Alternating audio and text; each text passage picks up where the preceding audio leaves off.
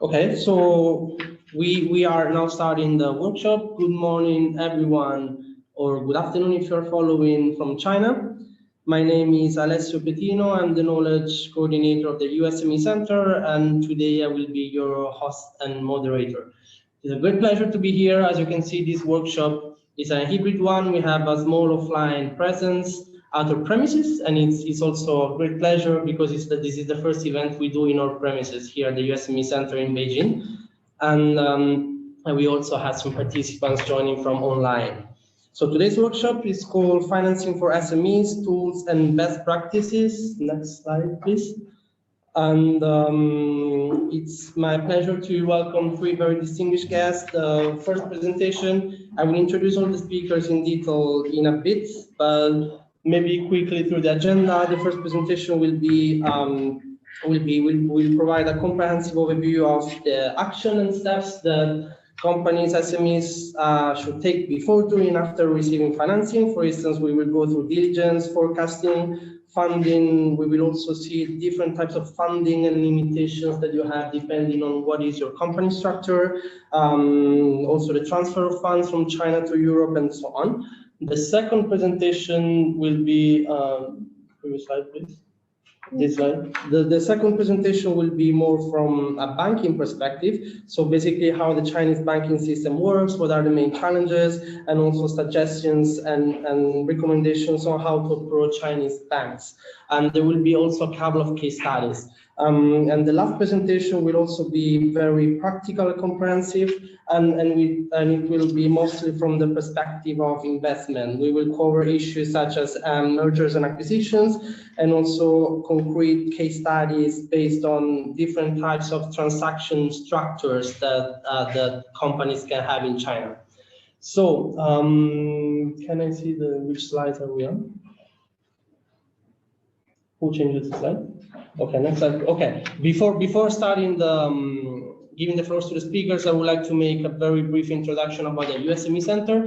SME Centre is a project funded by the European Commission. It's now at the third phase already. The first phase started 11 years ago. So we are a pretty established initiative in China. This phase will run until next year, until March 2022, and we are implemented by a consortium of 5 European chambers of commerce for business organizations in China, which you can find on the bottom. We are official members of the Enterprise Europe Network, and we partner with many stakeholders, both in China and Europe, for our activities, for business-related issues. And we have a physical office in Beijing, which is where we are now today, and in Sanlitun, hosted by in the offices of the China Italy Chamber of Commerce, who is the leader of the consortium and co-organizing the event today. Next slide, please. What we do very briefly, we mainly have 4 types of services. The first one is called Knowledge Center. We draft market reports, guidelines, and case studies on different topics. Could be on different sectors, but also horizontal issues such as taxation and human resources and so on. Second is called the Advice Center. I will go in more detail in the next slide into this. Then we have a training center within which we organize different physical and online trainings, again on different topics like the one we're doing today on financing. But we have also many more on all the different topics. And last but not least, we also have an advocacy platform. We have a working group in which we gather our SMEs and we share information about calls for comments on new regulations, or we invite speakers from regulatory agencies to provide updates on new regulations or policies. Next slide, I can do it myself.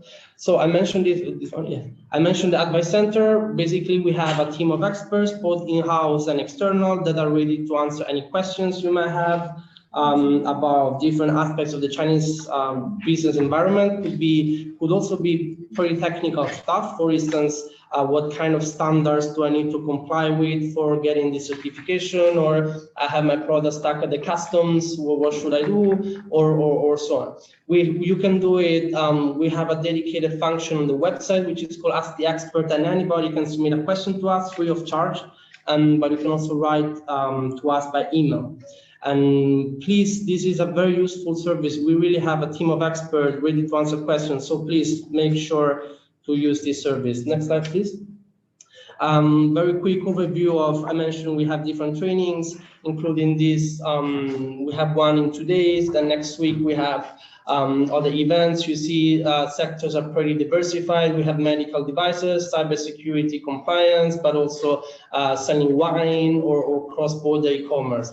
We also try to participate to make ourselves present during trade fairs and exhibition in China. In a couple of weeks, we are going to take part in a pretty important fair called Interclean China, but we also we will also take part in other fairs.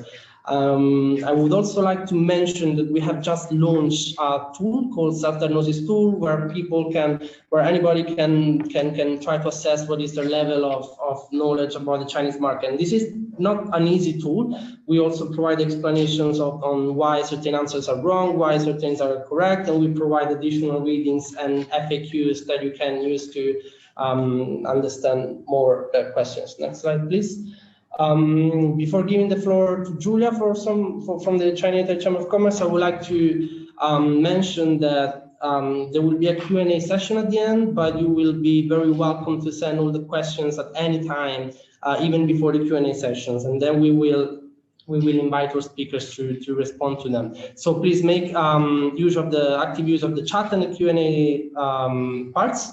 And if you have questions, just type them down. We are not going to share videos with all the participants, and so yes, make active use of the chat.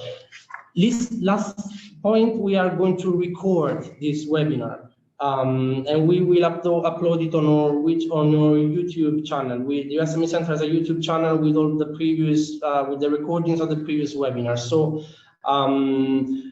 No names will be shown on this recording, so you can be safe that your personal information will not be disclosed. So now I will leave the floor to Julia, who is the Secretary General of the China Chamber of Commerce, who is coordinating the SME Center and organizing this workshop today.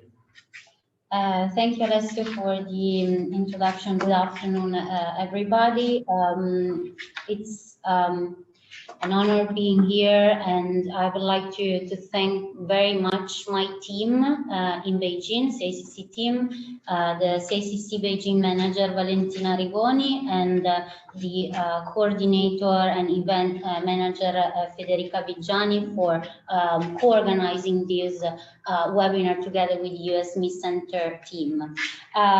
For CICC's, the EU SME Centre is a very important project, and since we decided to implement it last February, we together with the other partner that I would like to list and to thank again for their contribution, we bring a lot of effort in developing it. And our partner are the Danish Chamber of Commerce, the China-British Council, the European Union Chamber of Commerce in China, and the Euro Chamber. But now let's just give a couple of, just briefly introduce the Italian Chamber of Commerce. So the CICC is the only business organization that is both recognized by the Italian government, and in particular the Ministry of Economic Development, and the Chinese government by the Ministry of Civil Affairs. The aim of the chamber is to boost the internationalization of the Italian business and to promote the Made in Italy in the PRC. So this year we celebrated 30 years of activities since the chamber was founded, and a very high number of members. So in 2020, we closed the year with almost 600 members, both Italian companies and Chinese companies, with 5 offices. The main one is in Beijing, then we have Shanghai, Suzhou, Chongqing, and Guangzhou. And then just in the last month, we also opened 2 desks in Chengdu and in Shenzhen. The mission of the China Chamber of Commerce is to enhance the economic growth of its member by focusing on education, promotion, development, and for the business community. The backbone of the chamber are the working groups, sectorial working groups. So currently we have 12, and those sectors represent the main, let me say, industries represented by the our business association. The main services provided by the chambers are informative service, events, communication and promotion service, business contact activities such as B2B, institutional and business mission, and participation to fair both in Italy, both in China, a specific support and consulting service. We are going to cooperate definitely again with the EU SME Centre, but in particular I would like to highlight the CIIF, so the China International Industry Fair that will be in Shanghai in September, where we are going to co-organize together with them a European pavilion and then a national one. And that will be a very important event for both of our organization. So thank you again for attending this webinar, and I would like to thank again the speakers and Alessio for the moderation. And so please. Okay, thank you, Julia. I really appreciate it. I will first introduce the first speaker, who is joining us physically here in Beijing, Mr. Dickson Leung from Hong Kong. He's a founder and senior partner of LehmanBrown International Accountants. He has more than 30 years of experience in financing issues in international accounting firms, including the Big Four, some of the Big Fours, PwC and Ernst & Young. So it's welcome. Thank you very much again for being here, and I will give the floor to him. When you want to change slide, just tell her change slide. Thank you. Yeah. So maybe. Yes. Yeah. Thank you. Okay. Thank you, everyone. I'm Dickson. The senior partner of my firm called LehmanBrown. So I'm going to present the topic for getting ready for investment in China. So and next slide. This is the previous one. Yeah, this today is the content, like the company, our company introduction, just 5 minutes overview, and cleaning the company history, bio fee forecasting, business structure, funding and limitations, transferring funding and out of China, because China is under foreign exchange control, so it's not easy to transfer money in and out. And also is the tax relief and the other incentives. Of course, there will be followed by the Q&A section. And let's start just a quick overview of our firm. Yeah, basically we are the foreign international firm which focus on the foreign company, of which more than 40% of our clients are European company, of course including the Italian company. So we have 6 offices in Beijing, Shanghai, Shenzhen, Tianjin, Guangzhou, Hong Kong, and we have about 200 professionals. And also we are the member of the global accounting and legal groups. It's over 110 countries. Next one. Yeah, so actually we just fund. We are the teenagers. We are about 20 years old. We are funded in 2001, and we have a full we call the one-stop service, including accounting, taxation, advisory. Yeah, next one.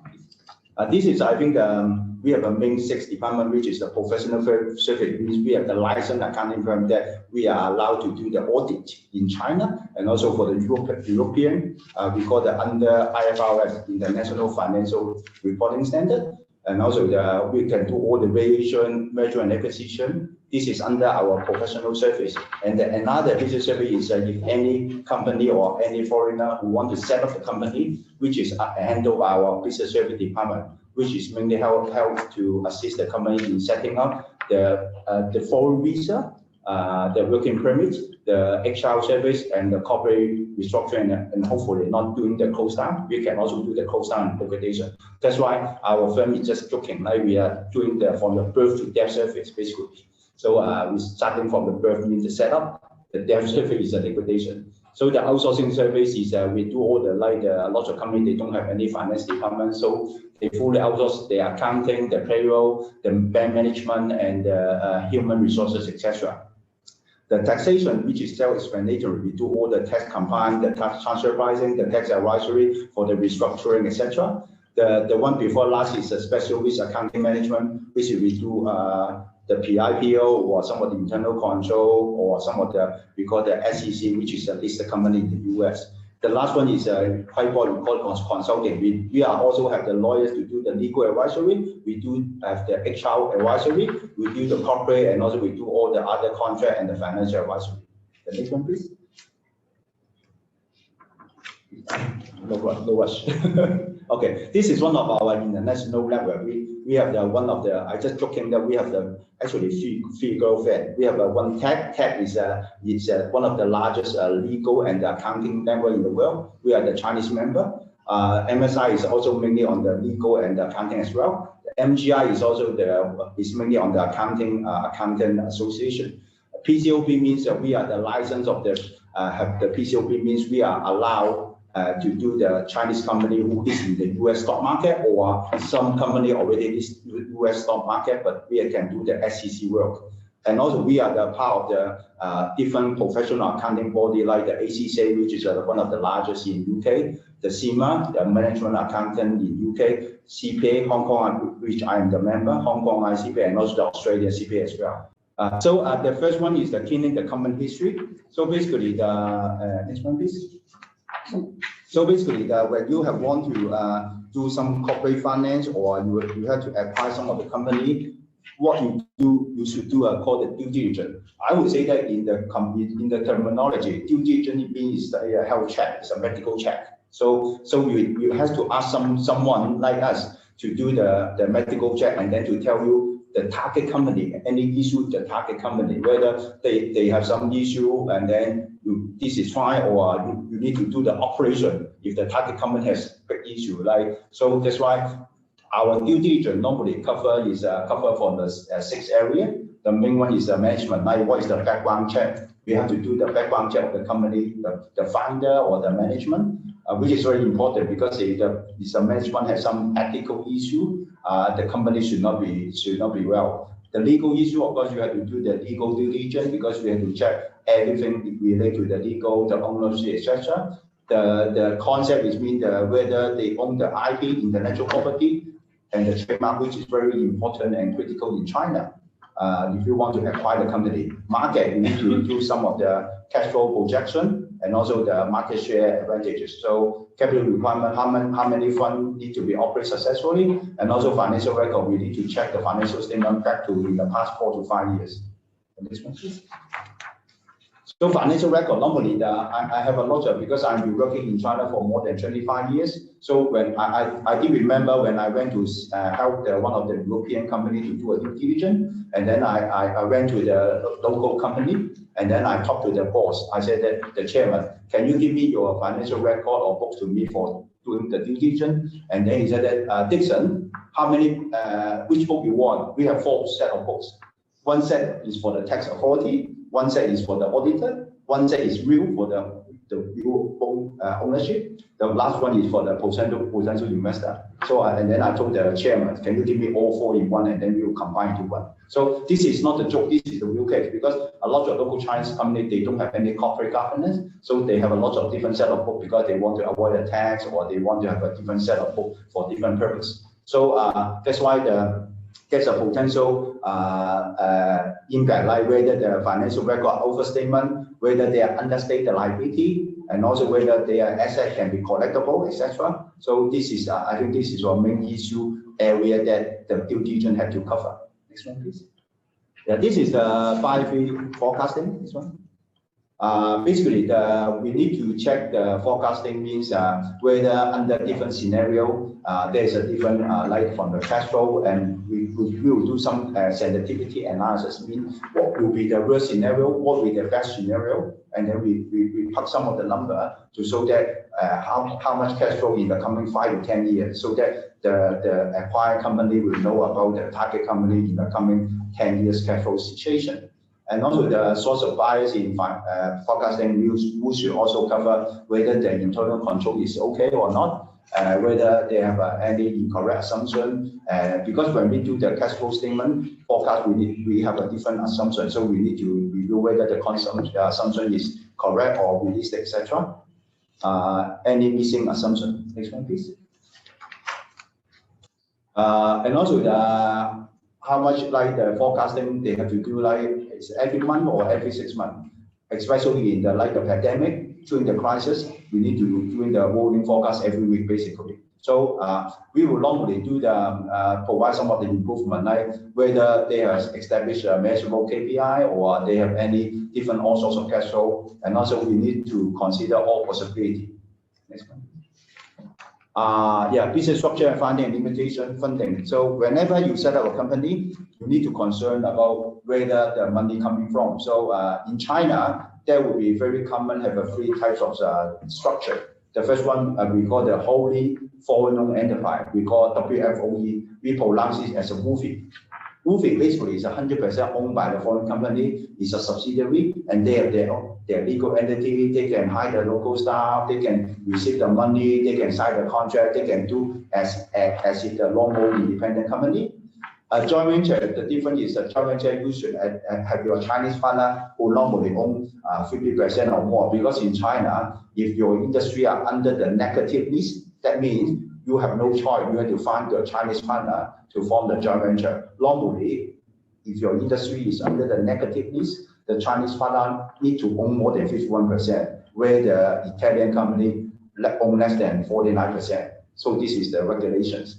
The wealth is like it's quite different from the WFOE, because wealth is basically have no legal entity, cannot hire the staff, cannot receive the money, cannot sign the contract. Basically, where office is only allowed to do the marketing, coordinating. I would say that RO is seen as a department of your head office in Italy. So basically, it is quite simple. Normally, the wealth is normally the European company client, they want to test the water in China. They will try to use web office as a first start first.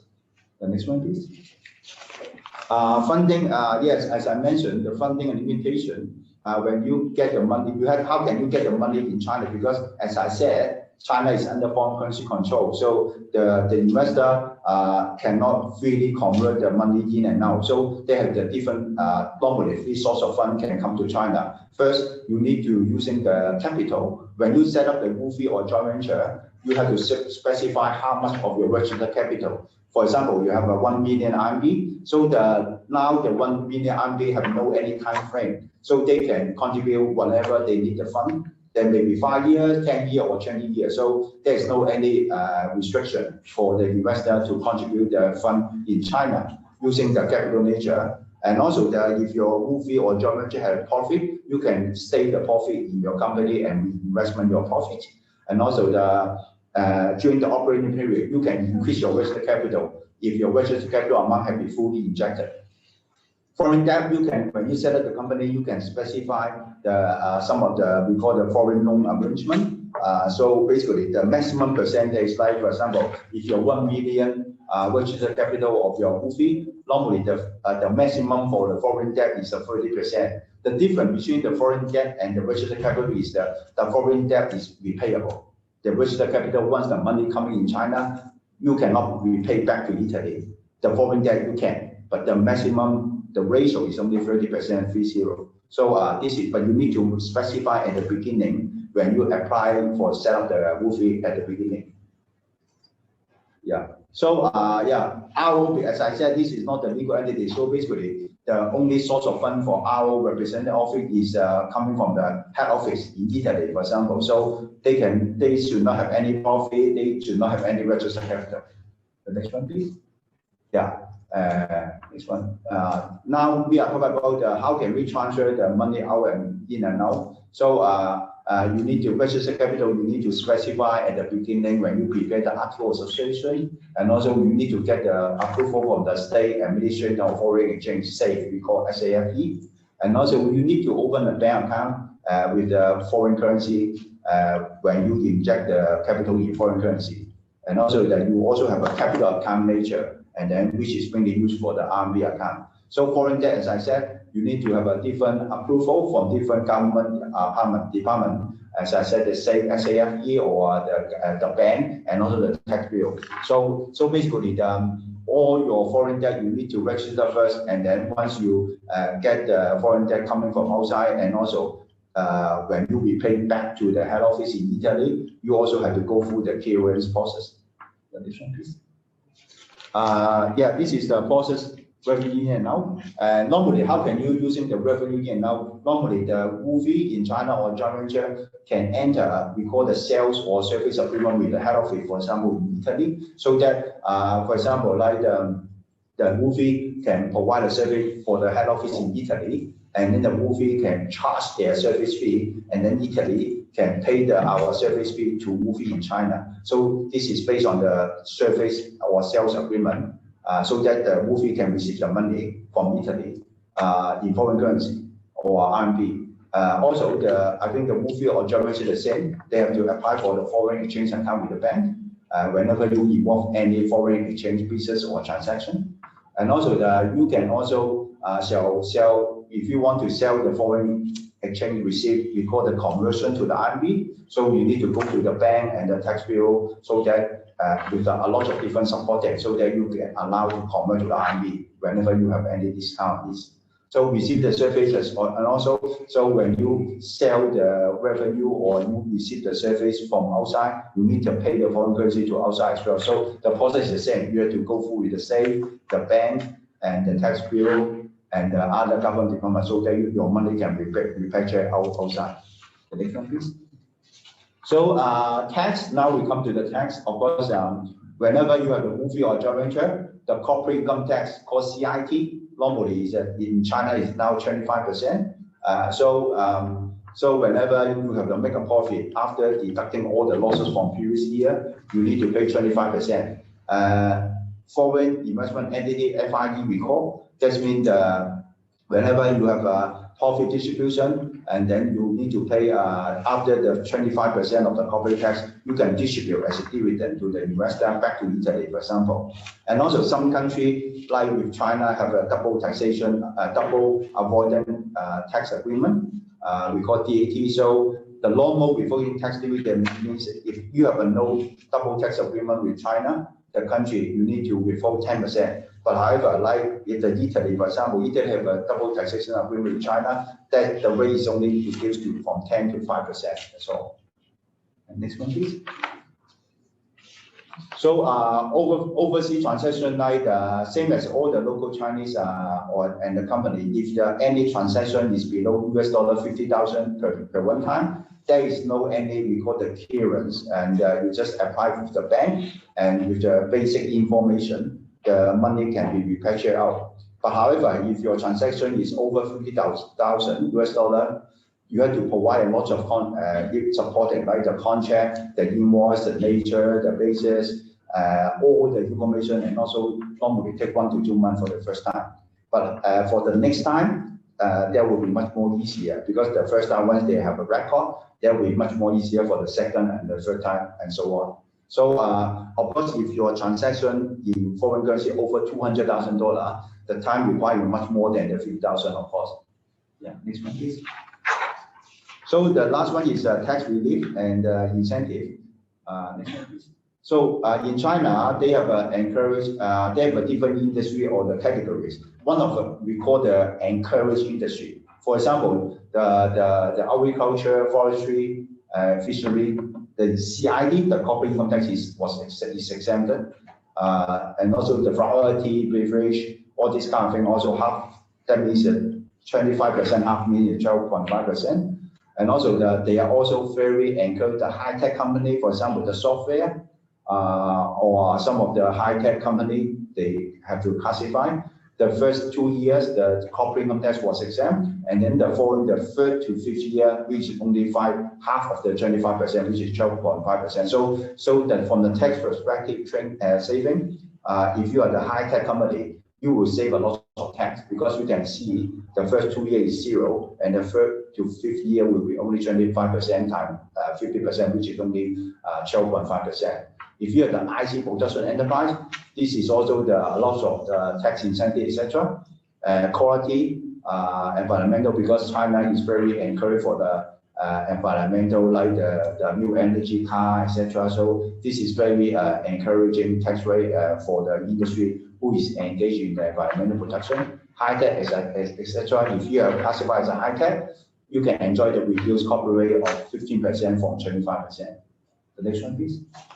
This is also the free trade zone in different areas, like the Xinjiang and other western regions, and also there's a few free trade zone in Shanghai, Guangzhou, etc. So they have a different zone, have a different preferential exchange, the tax rate. For example, in the western region, they reduce corporate income tax from 25 to 15%. And for the free trade zone, basically they try to facilitate the foreign currency control restriction. So for the cross-border payment is much more easier. And also the setup procedure is also very easier. And also they defer the corporate income tax. And also the prevailing income tax also for some people can also be reduced. So basically, this is a different zone and different region. The Chinese government have given a lot of tax incentive for these regions. Okay, this is my presentation. I think I can make the time, right? No, anyway. Yeah. Okay, so this is our contact. We have a 7 office, and also in the future, any question, please contact us. Thank you very much. Thank you, you, Dickson, for a very insightful presentation. We're actually 5 minutes late, but that's my fault. Okay. Yes. Before, I just want to say thanks for the many insights. I would just like to stress one aspect. Yeah. At the SME Center, every week we receive emails from European companies that have had some issues in terms of, not taxable in terms of maybe they bought something from an import from a seller here, they never received the goods, or so many issues that if you had done due diligence you could have avoided. And for this reason we have many resources also on our website that are free, of course, to download for how we provide practical recommendations on how to do due diligence. Next, then I will move to the second presentation, Mr. Sergio Miele, who is a senior business consultant at ICBC Milan branch. Mr. Miele has worked for more than 40 years in UniCredit Group, which is one of the largest Italian banks, and in 6 different countries and holding various managerial positions, among which from 1998 to 2009, he worked as the chief representative of UniCredit in China. And since 5 years, he joined ICBC in Milan, working as senior business development consultants, where he supports the ICBC Italian network in enhancing the business activities in China. So thank you, Mr. Miele, for your availability, and I will give the floor to you now. Okay. Good afternoon to all the participants in China, and good morning to all the participants in Europe. I'm speaking to you from the offices of ICBC Roma branch, located just a few steps from Piazza di Spagna, a place that I am sure all of you know very well. First of all, I'd like to thank the China-Italy Chamber of Commerce and the EU SME Centre for the invitation to this interesting webinar, and it will be a pleasure to exchange some considerations about the banking assistance to European SMEs investing in China. After a brief presentation of ICBC activities, I will illustrate which are the main critical issues faced by SME in China to implement its financial procurement, and which are the solutions most frequently adopted by a Chinese banker to finance the branch of the subsidiary of a foreign company.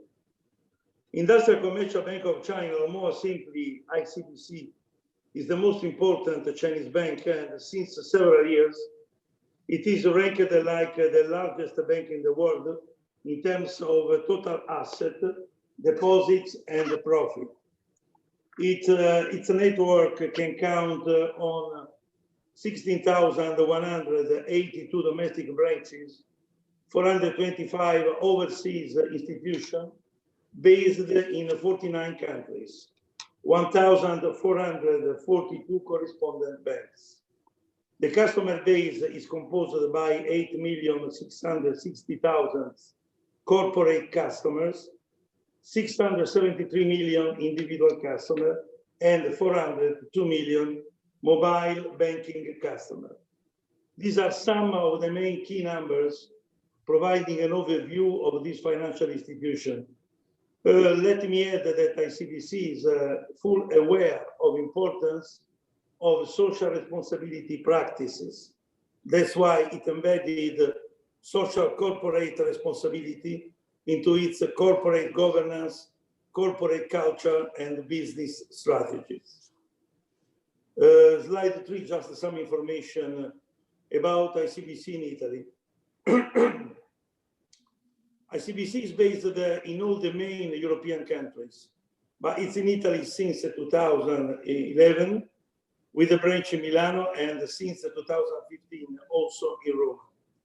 During these years, ICBC mainly financed the most important Italian multinationals, making an important contribution to consolidate and develop the Italian economy and the Italian-Chinese relations. Anyway, being aware that most of the Italian companies are small, medium enterprises, since a few years, ICBC is committed to help them to improve business relations with Chinese companies. Since 2018, in occasion of the Chinese International Import Expo, which is the largest import exhibition in the world, ICBC Milano has accompanied in China over 100 small, medium Italian enterprises, organizing for them B2B meetings where the Chinese counterparties have been chosen among the duly selected customers of the huge ICBC domestic network. In addition to this, on last 22nd January, has been launched a very advanced business matchmaker platform where SMEs based in Europe and in all the countries where ICBC is present will meet digitally Chinese companies, customers of ICBC. As today, the platform has already attracted more than 20,000 companies from all over the world and generated many strategic cooperation with important commercial organizations. The ongoing pandemic has accelerated the global digitalization, and we are confident that this platform will allow to enter the Chinese market also to the small companies which don't own the expertise or the financial means to promote themselves in such an important market. Slide 4 is related to a scheme showing a general overview of the Chinese banking system, which is the largest in the world by asset, with a total asset of USD 40 trillion. In China, there are many European and international banks with branches or representative offices. Till 2001, their operativity had a strong limitation. Most of them lifted starting from December 11, 2001, when China joined the WTO. Even though to address it to a bank of your own country under certain points of view is more convenient, it's quite obvious that for the banking operativity, it's much better to address it to a Chinese bank, providing an extensive variety of services. Among the various categories reported in the lowest row of this slide, in my opinion, a European company, wherever possible, should address it to large commercial banks, which are basically the so-called four big. Industrial Commercial Bank of China, China Construction Bank, and Agricultural Bank of China. In this list is sometimes included also Bank of Communication. Why to address to these banks? Basically because they have the most capillary presence in the country, and this can be very useful for foreign invested commercial enterprises. Then because they have the widest range of products, particularly the more advanced under technology point of view, and in many cases they have a presence in the country where is based the parent company of the foreign SMEs. Also in the category of the national joint stock commercial banks, there are important banks like China Merchant Bank or Ping An Bank. With regard to the other categories as city commercial banks, rural commercial banks, or rural credit cooperatives, which are local entities, for the reason above explained, is better to avoid them. Slide 5, foreign SMEs financial procurement in China. The importance of SMEs and their development for promoting economic growth and create more job opportunities is very well known. But in spite of their importance, it's also well known how difficult it is for Chinese SMEs to get financing from Chinese banking system. Actually, the problem is related to the difficulty in assessing the SMEs credit worthiness because of information asymmetry, moral hazard, adverse selection. In other words, the lack of SMEs transparency that is typical also of other countries affect more severely Chinese SMEs.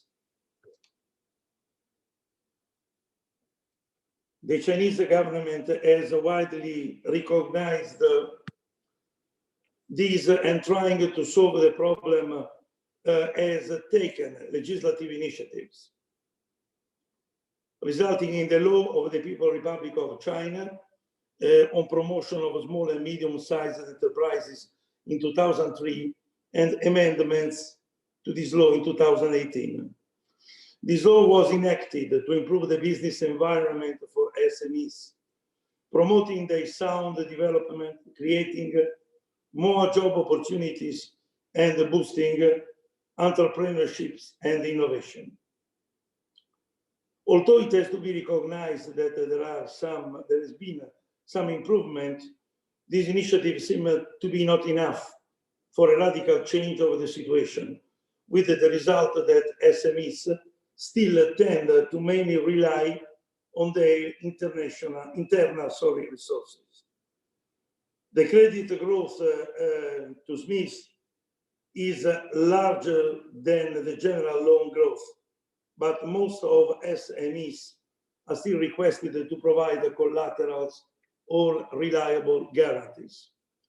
It is also to be said that the SMEs profile is resulting in bankruptcies and non-performing loans, which are more frequent in terms of percentage compared to the larger companies. That's why the interest rates applied are much higher versus large companies. After this introduction, it's quite evident that all the problems faced by Chinese SMEs become even bigger for foreign SMEs, which to be financed in most cases are requested to provide a bank guarantee issued by a foreign bank, included among the correspondents. I spent 11 years in China as a chief representative of UniCredit, and one of my tasks was to assist Italian companies in financial procurement in China. In most cases, the final result after an assessment of the creditworthiness of the company was the request of a bank guarantee, since a corporate guarantee issued by the parent company, even though large corporation, was not considered acceptable. That's why it's important that, particularly for the startup, before carrying out the investment in China, the parent company has to consider that very likely, if the Chinese subsidiary will need a credit line, there will be the request of a guarantee issued by one of its banks to support the subsidiary credit facility.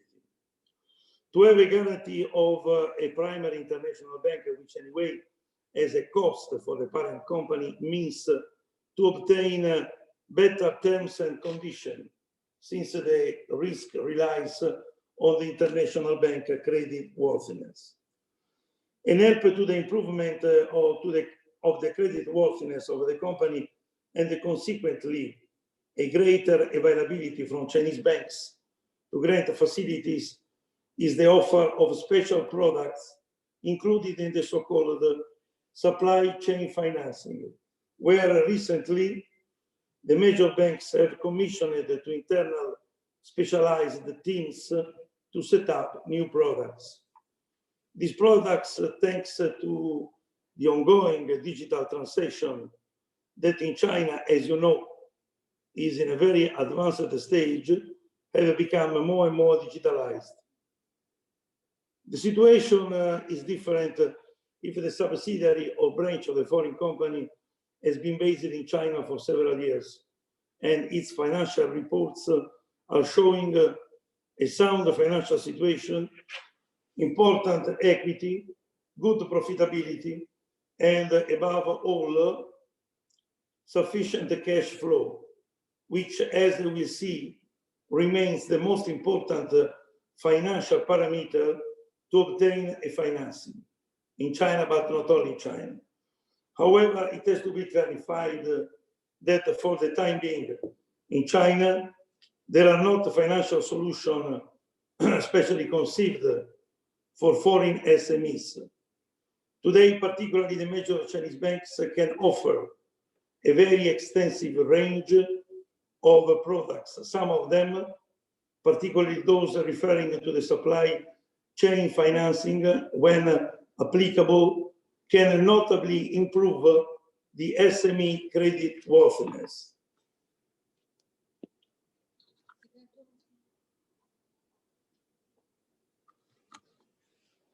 Slide 6, supply chain finance. We have already seen how one of the main problems for Chinese SMEs to get financing by the banking system is a lack of a proper information and transparency, which sometimes make quite difficult to verify even the authenticity of a single invoice. To solve this problem, the Chinese government is strongly supporting the development of the supply chain financing, creating also, thanks to an important level of digitalization of the country, a more inclusive and technology-based access to finance for its smaller company. The supply chain financing products cannot solve all European SMEs' financial procurement needs, but for sure can provide a great help to them in financing their working capital, and in some cases without the need of a bank guarantee to support the credit lines. Well, this is not a place for describing in details how supply chain finance works, but it's worth to spend a few words to better explain what we are talking about. In a nutshell, supply chain finance is a financing activity including a range of financial solutions available to buyers and sellers for financing specific goods and products during the various passages as they move from origin to destination along the supply chain. It is possible to state that buyers, suppliers, and banks, all of them can benefit from supply chain finance programs that can improve the borrower's credit worthiness, giving them the possibility to benefit of financial solutions that they would otherwise not have access to.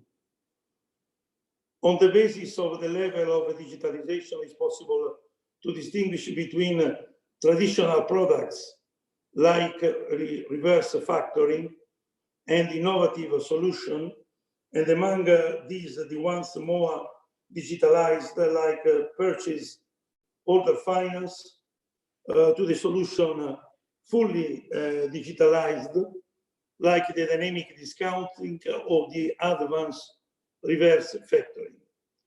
The key concept behind the supply chain finance is to provide the supplier with advantageous financial facilities by leveraging the buyer stronger credit rating. In slide 6, we can find a graphic representation of an example of supply chain finance. Point 1, the buyer sends the purchase order. Point 2, the supplier fulfills the order and issue the invoice on the buyer. Point 3, the buyer approves the invoices and confirms to financial intermediary the payment at maturity. Point 4, the supplier sells the credit at a predetermined discount rate to financial intermediary. Point 5, the supplier receives the fund. Point 6, buyer pays financial intermediary as agreed at the maturity of invoice. This is a very simple case, but actually for a company which has plenty of customers, is important to rely on an efficient technology platform. This example is showing that even though the credit worthiness of the supplier is not sufficient, the financing can be arranged leveraging on the credit worthiness of the buyer, thanks to which the supplier is financed.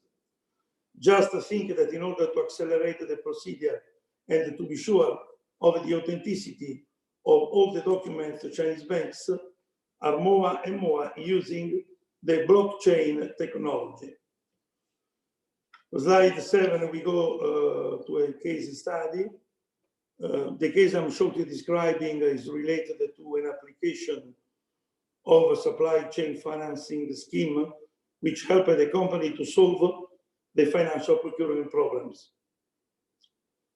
Recently, we have been informed by Foundation Italy China in Milano, with which we collaborate for various initiatives, that one of its associates needed banking assistance for its subsidiary in China.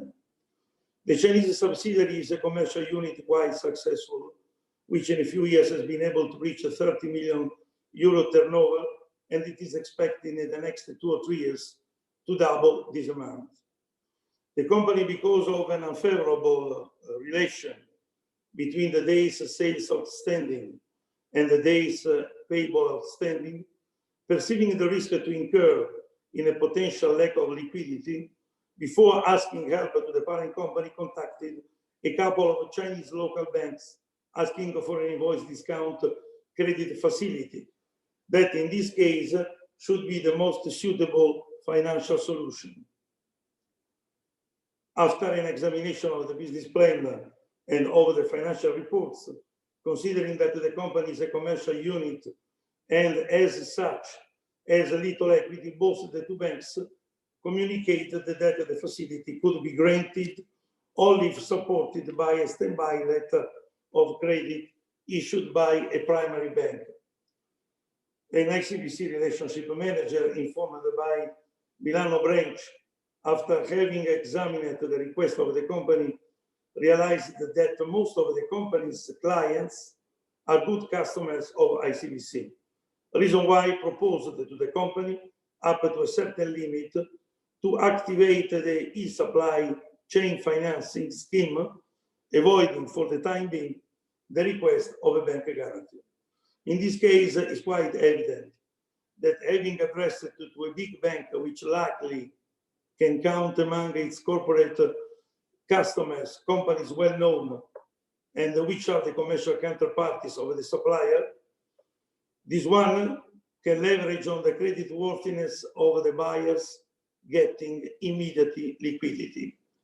So reasserting that in the Chinese banking system, there are not special financing solutions specifically designed for foreign SMEs, the suggestion is to collect information and to deepen the understanding of these products, which of course do not represent the definitive solution to all the SMEs' financial procurement needs, but definitively can be very useful. Anyway, the new supply chain financial solution, which are making use of the most advanced technological solutions, are becoming more and more popular in all the world. Slide 8. We go to, at the end of this presentation, to some suggestions about how to approach a Chinese bank. The suggestion to be followed approaching a Chinese banks for asking to be financed are more or less the same which should be considered in another country. Maybe is a consequence of globalization, but as a matter of fact, the mindset of a Chinese banker and of a Western one are very similar. It's quite often that also in Italy, that many SMEs financing applications are rejected, even though the company would deserve them, just because they are presented in the wrong way. So let's analyze firstly some basic principles. First of all, the potential borrowers should keep in mind that basically a bank wants to know what the money is for and how the company is going to reimburse the finance. The company should mind the so-called web reputation. This means not only to have a website well made, but also to be aware of its own digital footprint, created by all what the company says and do online, as well as what the others say about the company. This because the bank for sure will check what is the company's web reputation. Also, it's necessary to go to the first meeting with very clear ideas and all the documents in order. Talking about the documents, important to demonstrate the creditworthiness of the company is necessary to provide balance sheets of the last 3 years, showing an acceptable trend with regard to the equity, the profitability, and the well-balanced capital structure. What is even more important is to provide a business plan for at least the next 3 years, showing a true realistic assumption, which have to be demonstrable, the capacity of generating enough cash flow to repay the principal and the interest. Till more or less 20 years ago, the Chinese banks, as anyway, also many Italian banks, were deeming that the presence of pledges, guarantees, or an important equity were enough to support the request of a credit line. This created a lot of non-performing loans, because this is not a correct way of assessing the creditworthiness of a company. A company for growing must have enough cash flow to meet all its financial obligations. A company with a good profit, but without cash flow, cannot survive. All these given guarantees are important, but ancillary, while cash flow is essential to obtain a loan. Another suggestion is to be, as well as possible, informed about the characteristic of the economic sector to which the company belongs, in order to be prepared to answer any questions from the bank about perspectives, competitors, current economic trend. Finally, whenever is possible, as already underlined, it is better to start a relation with the largest banks, more experienced in the most advanced financial services, and with the presence in the country of the parent company. At the end of this presentation, as best wish for all of us, I would like to refer to a Chinese metaphor, which has been recently mentioned by Chairman Xi Jinping in his Davos speech. He said that the winter cannot stop the arrival of spring, and darkness can never shroud the light of dawn. It is in the spirit of these words, marked by a necessary optimism, that we have to face the problems created at economic and social level by the ongoing pandemic. I am sure that Europe and China, sharing a great history, friendship, culture, and trade, can help each other in going through such a difficult period. China has been able to go successfully through the pandemic and to start again his unrestrainable growth.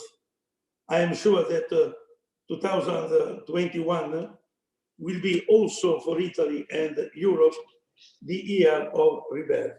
Thank you very much.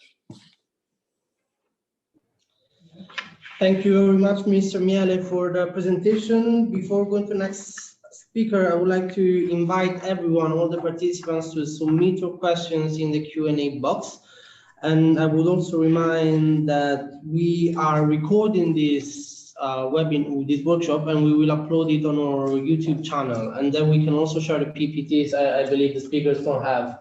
If the speakers have no objections, we can share the PPTs. I would now invite Ms. Tanya Wen for last presentation for today. Tanya is founder and managing partner of CICC Capital, and at the same time, the chief representative for investment attraction department of the Italian Trade Agency. And we mentioned she's founding partner of CICC Capital, which is a financial advisory firm specializing in cross-border investments, mergers and acquisitions, and so on. Previous to this, she's also worked in other investment firms, following Chinese outbound investment in Europe, but also in Australia, China, and other countries in Southeast Asia. So Tanya, thank you for being with us today, and I'll give the floor to you now. Thank you. Well, thank you very much to the EU SME Centre and CICC for inviting me to speak. I will ask Federica to go to the first slide of my presentation, if you have it. Fantastic, thank you very much. Yes, CICC Capital is a boutique M&A advisor. We were founded in 2014. I'm actually a co-founder. I should have corrected my title.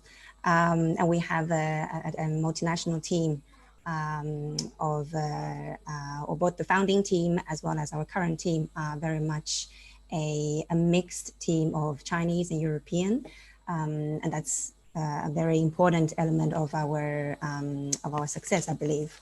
So we were founded in 2014, basically seeing an opportunity of Chinese firms, especially the non-government-backed entities, so not the SOEs, but more and more the private companies going abroad to expand or to make investment, simply because the size of the Chinese market. So when a firm in China has grown to a substantial scale, they by default have the ability to invest abroad. And there is a need, a very strong need to acquire skills, technology, and brands from abroad, because China has been developing so fast. A lot of these areas are lagging behind the European counterparties. So there's a small map showing where we are. We have a headquarters in Milan. I'm personally based in Shanghai, but Milan is still our main office. We also have partners present in Amsterdam and Munich. We probably have originated more than 30 M&A mandates. Practically all of our M&A deals are from, the investment is going from China to Europe, or the majority of funds are going from China to Europe. But as I will show you later in the slides, sometimes and often actually we see a double structure where there is also funding, a smaller part perhaps, coming back to China to establish a joint venture. Now, yes, we are basically, I think there is it's a very good opportunity for me to speak here, because I just realized that the majority, the vast majority of European companies that we work with are in fact SMEs. and our day-to-day job is to find funding for SMEs. So let me go to the next slide, please. So here are some of our past deals. I'm not going to go through each one of them. I think we are short of time. But just to say that here we have a mixture of industrial companies as well as some consumer goods companies. And here I want to really just outline that there is always a business logic behind the transactions. And in fact, one of the key issues is to realize what is the synergies between the two parties. So we know that in China, because of the development has been so fast, a lot of research and development has not caught up. So, and this is particularly clear in industrial sectors, where a lot of the key components of automotive or of a lot of machinery, the Chinese companies, for some reasons, are not able to make them yet. And this is what they're looking for a lot of times. I think I'm not an engineer, a lot of my colleagues are mechanical engineers and aerospace engineers, but from my sort of layman's view, if you look at different machinery sectors, whether it's CNC machines or textile machines or packaging machines, et cetera, you will find that the truly high-end products are still by and large European or American products. Whereas Chinese firms have gotten big, have gotten perhaps by scale very big, but they concentrate in the medium to lower end. And now as they are building up more and more brand awareness, they want to upskill and improve the technology that they have. And similar issues with consumer brands. Consumer brands, perhaps there is not a lot of tangible technology, so to speak, but design by itself has a lot of skills behind it, as well as brands. So you also find a lot of Chinese companies looking for authentic brands with a lot of brand history, DNA, so to speak. So these are a lot of the strategic reasons, and I think it's important to understand the strategic reasons behind the different deals. Next slide, please, Federica. And on this slide, okay, apart from our new role as the FDI desk for the Italian Trade Agency, here we, since last year, we have established a new department where we are helping a lot of consumer brands, including actually skincare and health supplements, to use this cross-border e-commerce channel to enter China without having to establish a company, having to establish a bank account in China physically. But basically, these companies can sell products directly to Chinese consumers. This is a new department we have set up, and yeah, we've already gotten a number of clients from different sectors, including coffee, a coffee brand I have listed here, Costadoro. And I can explain more if there's more questions. I noticed a question in the chat box. Perhaps I can answer that later. Okay, let's, I just wanted to show you briefly the case studies we have, but I will go into more details next. Thank you. So here is a, I would say, a very interesting structure and a very commonly used structure we have. So what's happening here? The European company here is actually the stationery company I showed you earlier on the case sheet, the first case sheet. So basically, the Chinese company invested 40%, or they bought 40% of old shares from the European company, from the founder of the company. And subsequently, the two of them set up a joint venture in China. There is another independent Chinese investor, which is a business partner of the Chinese company, which is a listed company. So, but we can consider that to be a very, very small, small investor. What's interesting in this structure is, through the 40% investment, the European company, or here it's the sorry, it's not the stationery company, it's the painting robot company. Here the European company managed to receive funding, so in exchange for 40% of the share capital of the company, and out of that funding they received approximately, I think, about 5 to 8% of that money then went back to set up the joint venture in China. It didn't require a lot of funding for the joint venture in China because the Chinese investor already has a factory that they can use. So it didn't really require much funding to set up the joint venture. And now, so what's happening is that not only the European company has profited from the transaction, but they will enjoy 25% of the joint venture in China, and B, that they continue to sell robots from the European company to the JV. Because the joint venture in China, it is selling both made in Italy robots as well as robots assembled in China with key components sourced from the European company.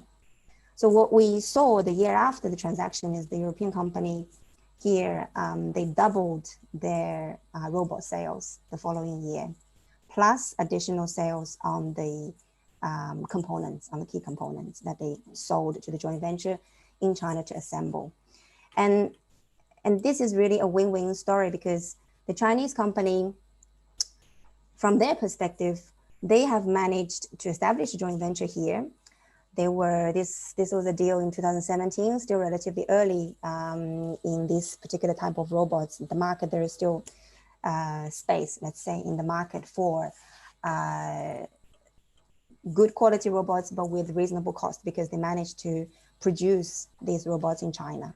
And here, so they managed to develop this business from scratch and from full support from the European company. As well as holding 40% shares in the European company, which continues to grow. In fact, its revenue has, robot sales revenue has more than doubled. And within this structure, the European company is also very much protected because we have put into the contract, we advise, in this deal, we were the advisor to the European company. And in fact, we have designed clauses in the contracts where if something happens in the joint venture in China, if there is foul play, basically, by the Chinese investor inside the joint venture in China, or they, for example, close down the joint venture or dilute the shareholding of the European company, or let's say do not respect IP laws, very much not respecting any straightforward rules, then the European company has the right to buy back shares that it's sold to the Chinese investor for a very low price. So basically it's protected by this double structure. And that effectively ensures a very trustworthy relationship as well as a solid relationship between the two parties, and that the European company is willing to deliver its technology to the joint venture in China because it has this protection. Next slide, please. I should go a little bit faster. I think we're running out of time. Thank you. So the following slide is, again, a similar structure without a joint venture. So here, this is the stationery company. And in fact, the investor here is the largest listed stationery company in China. And that's why there is this rather complicated structure above fund, because they did not want their listed company to be, let's say, disclosed in the media. They did not want the share prices to be affected by the deal. So what they did was to set up a fund in order to invest abroad. This fund structure is quite common in China, but we don't need to go into the details here. Now, what's important here is basically the listed company has invested 15% in the European company. The majority is, again, buying old shares. And at the same time, together with the European company, they've established a long-term cooperation agreement. What's included in this cooperation agreement is exclusive distributorship for the Chinese company in China. There is a licensing agreement where the Chinese company is able to produce under the brand of the European company, but only for the Chinese market. And there is actually a minimum quantity that the Chinese company needs to make, or a minimum payment with this licensing component, as well as a minimum quantity that they should continue to import from Italy. Again, even this is a consumer product, but it's a similar idea as the robot deal we just saw. Here, the market, the investor is going to put into the market both made in Italy products, so imported products, as well as produced in China products with the technology and the brand from the European company. So again, here is a very similar double structure where the European company received funding as well as entering into the Chinese market with the largest listed stationery company in China. So I think it's not even measurable, because I think the European company was making something like 50,000 euros worth of products a year through e-commerce channel in China prior to this transaction.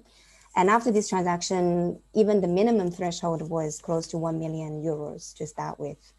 And the Chinese company, it was listed. I remember in the Import-Export Expo, the Chinese company had a huge booth promoting this. This is the stationery brand from Italy called Carioca, which is famous in Italy, but not famous, I would say, in China.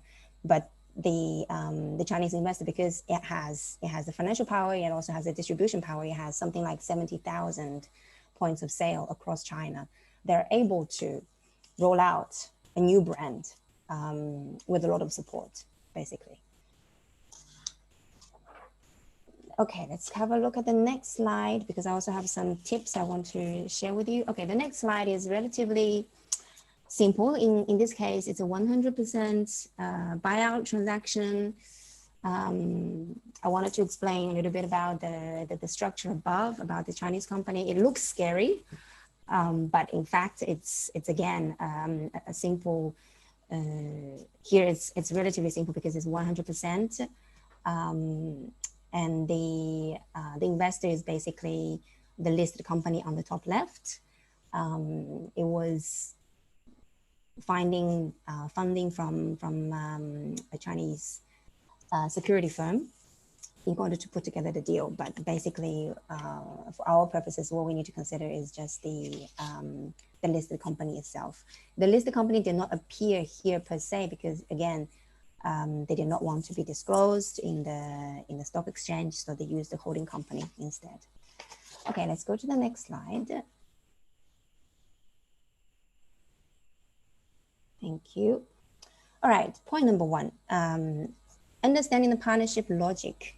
So here what I mean is we can always construct something a little bit similar to the previous charts I showed you, where there is a double structure. There's the investment from China to Europe, but as well as the commercial part of the deal, whether it's a joint venture in China or a cooperation agreement, so that both parties get what they want. And here, first thing, of course, is we need to understand from the, if I'm standing in the feet of in the shoes of the European SME, I would think, okay, what do I have to offer? What do I have to offer the Chinese investor? And with that, you can start looking for different types of investors. When we have a mandate to work on, the first thing, of course, is to understand what value the European company has to offer, and that directs us to look at different sectors. It could be, for example, we are recently working automotive sector. It could be an automotive OEM. It could be a first-tier maker. It could be a assembly line producer, it could be an engineering company. There are different angles that you can consider, but you have to be clear about what value you offer to the Chinese investor. And depending on the type of investor, depending on whether it's a strategic investor or financial investor, we find it less common from China.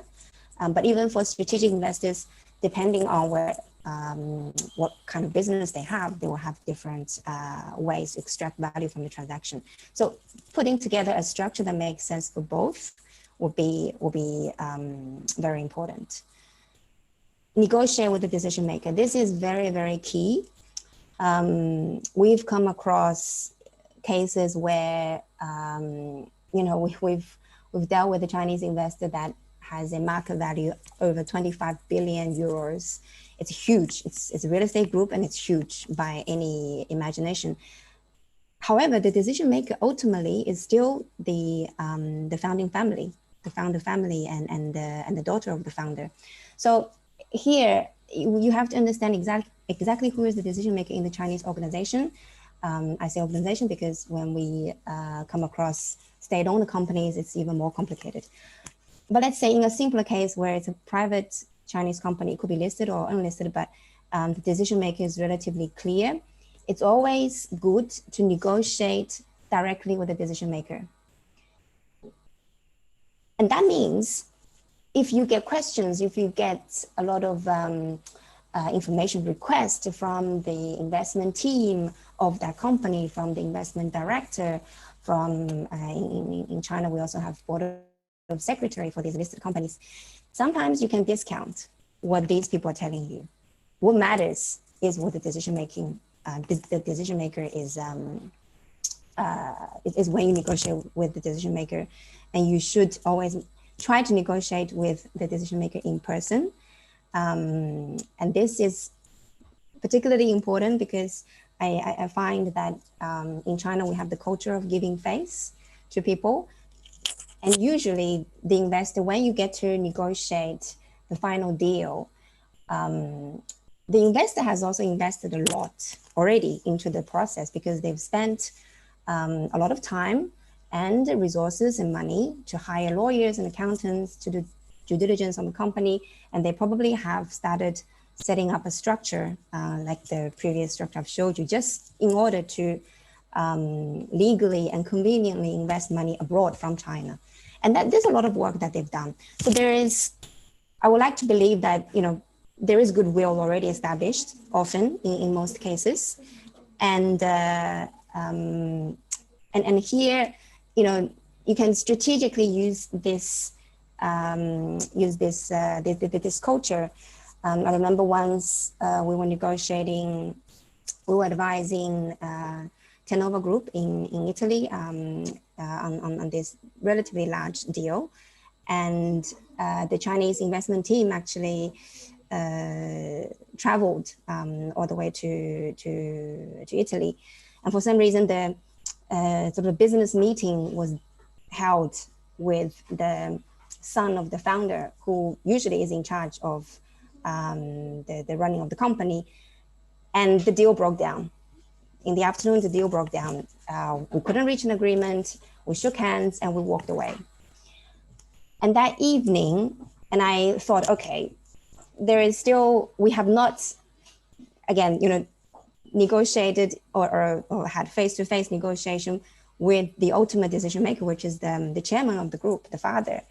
And he didn't speak English, which could be one of the reasons he didn't attend the business meeting. So in that evening, we brought the two parties together in a hotel, in a more relaxed settings, just to have a chance where the two decision makers could really sit together. And I really felt, because the investor has a lot of time and energy invested into the deal, and when they saw that the Italian side, of course, from Tenova Group, they also gave some grounds, perhaps less important grounds for them ultimately, but they were giving some ground. And when you show that you're giving some ground to the Chinese, usually, especially in a face-to-face negotiation, they will try to give you face. So in the end, we reached a deal that night. And that was only because we had a face-to-face meeting. All right, next point, create competition, very important. I think the only way to close a deal is to have created competition, to create, I think the technical word is a BATNA, according to Harvard, which means the best alternative to a negotiated agreement. It basically means having plan B, having a true plan B, a solid one that you can credibly fall back on, so that the investor, the counterparty realizes that they're not the only one in the game. And you can create an auction even if you have limited scale. For SMEs, I understand it, we're not talking about huge deals, and it's not like you're going to have an auction process with 20 investors. However, even with 2 or 3, important to have more than one. More than one investor that you're talking to. This is key. And of course, the investors will ask you for exclusivity early on, and try not to get into one-on-one negotiation too early, and only give exclusivity when it's absolutely necessary. And even at that point, when we'll talk about breakup fee next, you can use breakup fee to help you. So it's important to have competition and have alternatives. Communicate effectively. We've often heard European companies complain that the Chinese companies all of a sudden have gone silent or have walked away from the deal. There's always a reason. And these kind of silence, or I would call it cold feet in a deal, have happened to us more than once. In fact, every deal that we have closed, there is this cold feet moment, especially from Chinese investors. I remember once I was in the Italian office and the Chinese investor have completed the due diligence, have drafted the first SPA. We were in the middle of negotiating, finalizing the SPA, and all of a sudden they called us and said, the deal is off. We don't want to go ahead anymore, which didn't make sense because, again, they have invested so much. They've traveled to Italy twice. They have spent at that point €500,000 in the due diligence work, and I was not convinced myself. There was no reason for them to pull out. And again, it was down to a face-to-face communication. And I traveled to China. I had a meeting with them directly, and then they didn't want to say it on the phone, which is maybe a culture issue. But it was just simply, they didn't want to buy out the company 80 or 90%.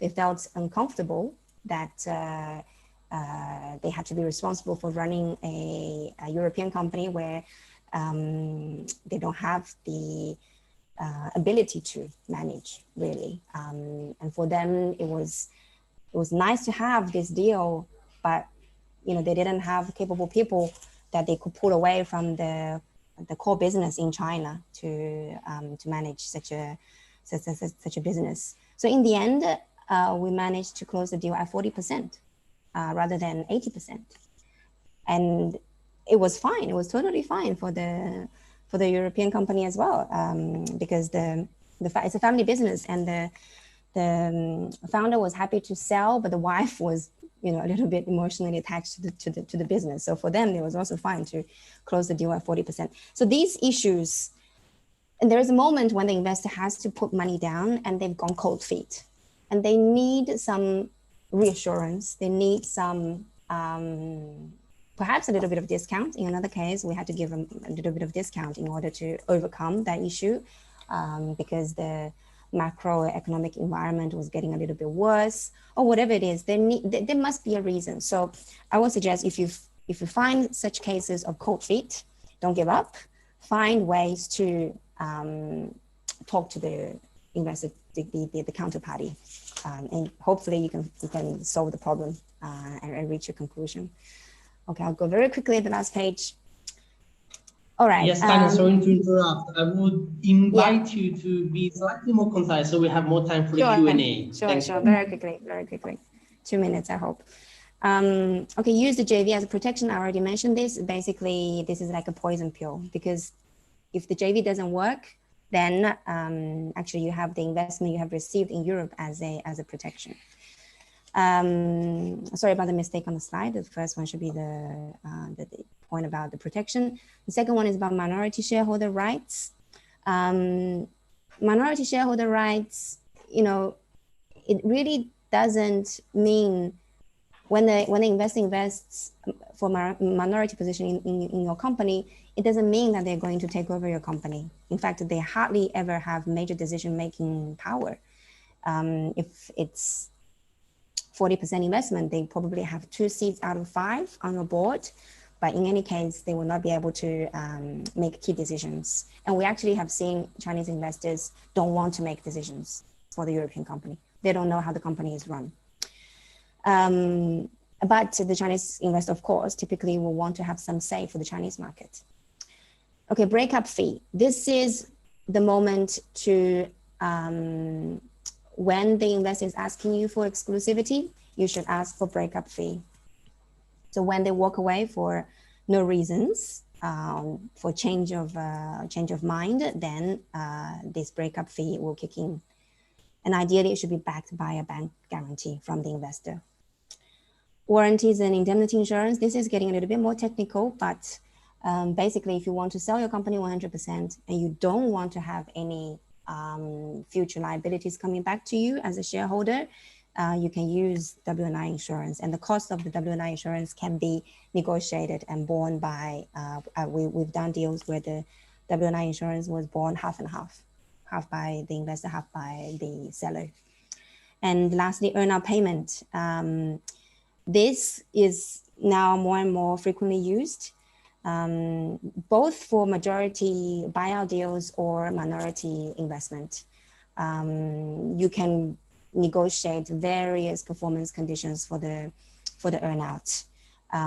But from the target company perspective, it would be useful to ask that the earnout payment is already put in escrow or backed by a bank guarantee, just to be sure that the funds is there for you.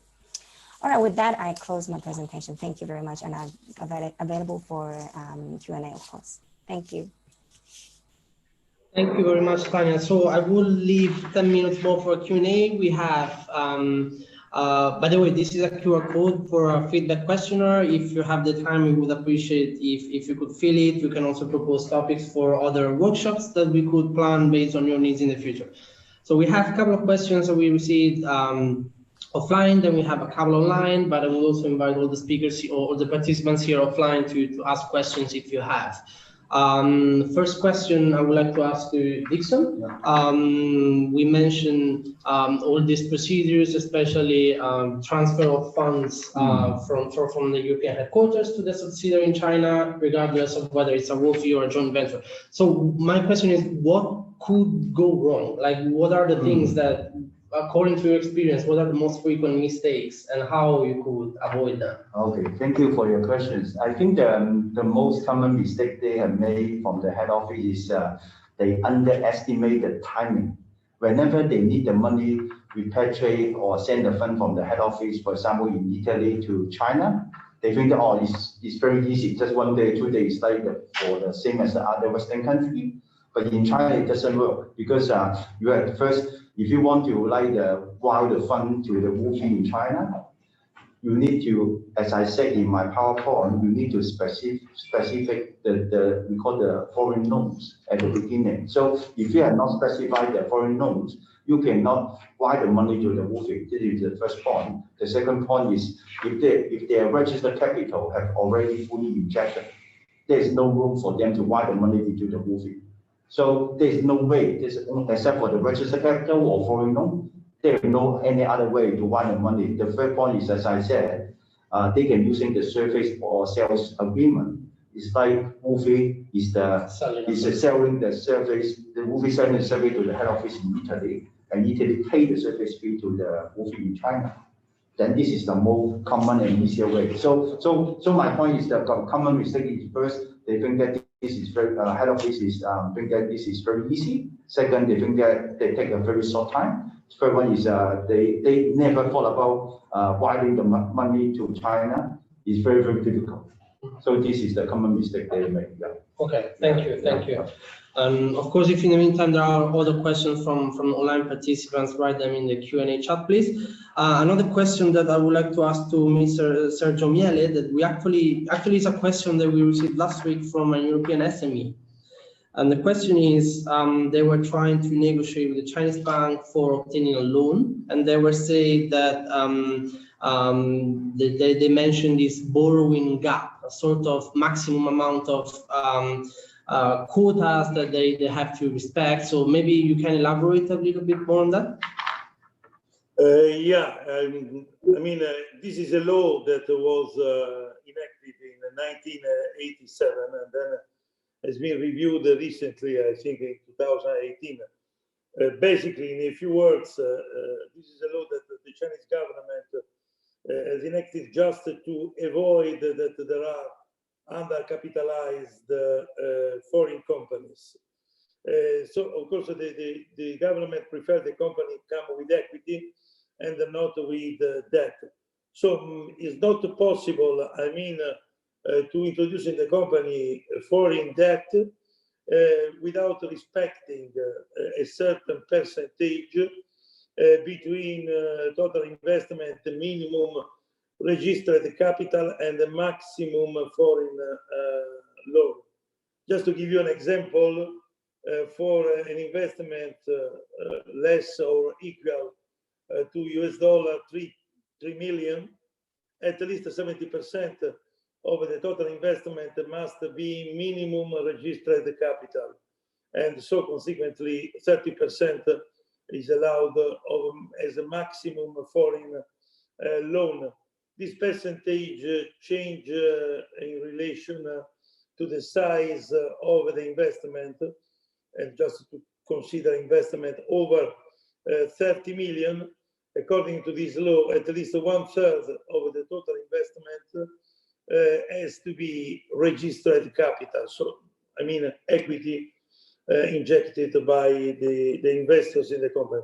So in this case, anyway, it's possible to find in the web all the details also about the new solution which has been introduced in 2018. But here the suggestion to give it to the companies is that to consider that since there are these limitations that maybe are in contrast with our mindset in Italy, where if the bank is accepting to grant you a loan, there is not this restriction.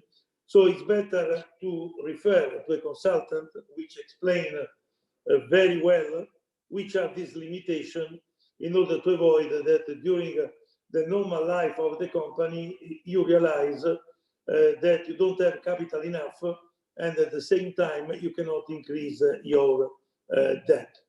That's all. Thank you very much. So we don't have other questions from offline. We have a couple from online, and I would like to ask this to Tanya. Can you please make a deeper focus on Italian innovative startups opening a branch in China, Shanghai, and specifically from a financing perspective, because otherwise it would be a much broader topic. And maybe linked to this, if there are any financing tools for women or maybe young, especially for young people. Okay. For innovative startup, there is different potential assistance from Chinese government. Now, each district, even if we restrict the answer to Shanghai, each district government have different policies, basically. We find previously the Jingshan government or Fengxian government or Jiading government, for example, is very supportive of anything within the automotive industry. But other areas could be depending on different industries, and they typically have tax incentives for especially innovative startup. And if you can to prove that you have true innovation, it's worth to apply for patents, apply for also software authorship. Basically, the coding that you have, you can apply for a certain IP protection, and with that, you can also prove that you are qualified as an innovative startup. And there are some grants, for example, in the form of up to 50% of qualified R&D expenditure. And this should be quite common, I think, throughout Shanghai, different districts of government. As long as you can meet the definition of an innovative startup, you can have up to 50% of your R&D expenses refunded back to you. And I think in terms of talent, I'm not aware of any specific policies for young people and women. However, if you meet the definition of a talent, and here what's perhaps important is, doctorate degree or even double doctor degree, or if you have made important publications, similar to Nobel Prize or important prizes you have won internationally, you could be classified as there are different classes of talents according to the scale. And if you meet a important class of talents, then there is potentially housing subsidies, education subsidies, I think as well as medical insurance, for example, supported, granted to the person specifically. But this, again, you have to analyze it or look for the local districts to understand. I think in Shanghai, this kind of talent program is a little bit weaker than perhaps the talent program from nearby cities like Ningbo or in Zhejiang province. I've heard more of these type of talent programs. But again, understanding where you want to go first, as well as the type of business you have and the talent you have. I hope this gives you some ideas. Thank you. Thank you very much. In fact, actually, I would like to take this occasion to say that at the SME Center, we have done in the previous months a mapping of different incentives offered by various local governments in China, and these are very different depending on the priorities of different local administrations. So this is a very broad topic, and if you would like to learn more, maybe get in touch with us, send us an email. Maybe one last question, if there are no other questions here. Any link, maybe this is more related to Italy, but any link between Chinese financing and the tools offered by CICC SMEs? And maybe I would ask this to both Sergio and Tanya, if you can. Maybe Sergio goes first.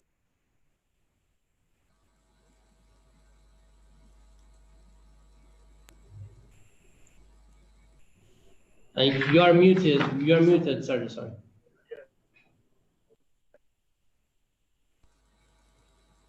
Sorry, I have a problem with the computer.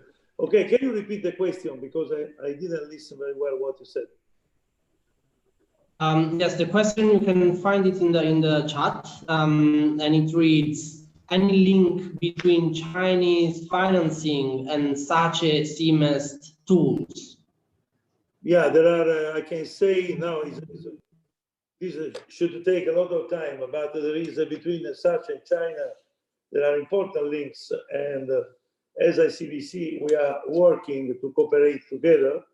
There is a new procedure which is called a push strategy that actually is it's very useful because according to this procedure, SACE, which is the Italian Export Credit Agency, is issuing a guarantee in favor of a Chinese bank financing an importer. So this means that according to this procedure, the Italian exporters can solve all the financial problem because they are getting the money directly through the Chinese bank, activating this push procedure. In this case, anyway, now I don't think you have time to discuss in details this procedure. What I suggest is to send an email to me, and I will answer in detail to the person who asked this. Anyway, SMEs and such, I can confirm, are extremely important to support the investment, but not only the investment, also the exports from Italy to China. And I confirm that with SACE we are studying to collaborate in this procedure that is very effective, very efficient, and very useful to support the Italian exports in China.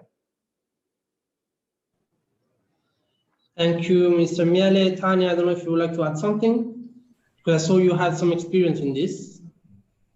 Yes, through our roles at ICE, the Italian Trade Agency, we are working quite closely with SACE and SMEs.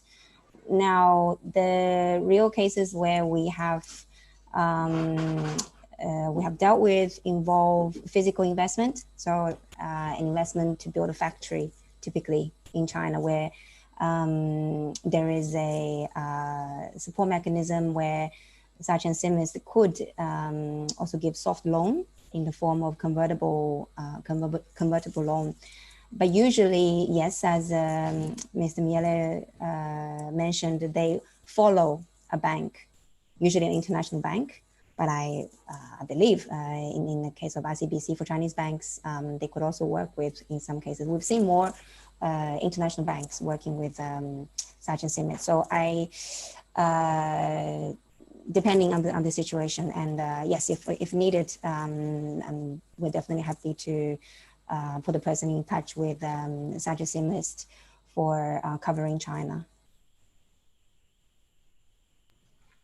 Okay, thank you, Tanya. So I would end this workshop today here. Maybe a couple of last points that I would like to mention. If to all the participants, if you have questions in the next days, please don't hesitate to write to us anytime. In fact, I mentioned at the beginning, we have an advice center that basically does this, answers questions from SME, European SMEs. So please get in touch with us.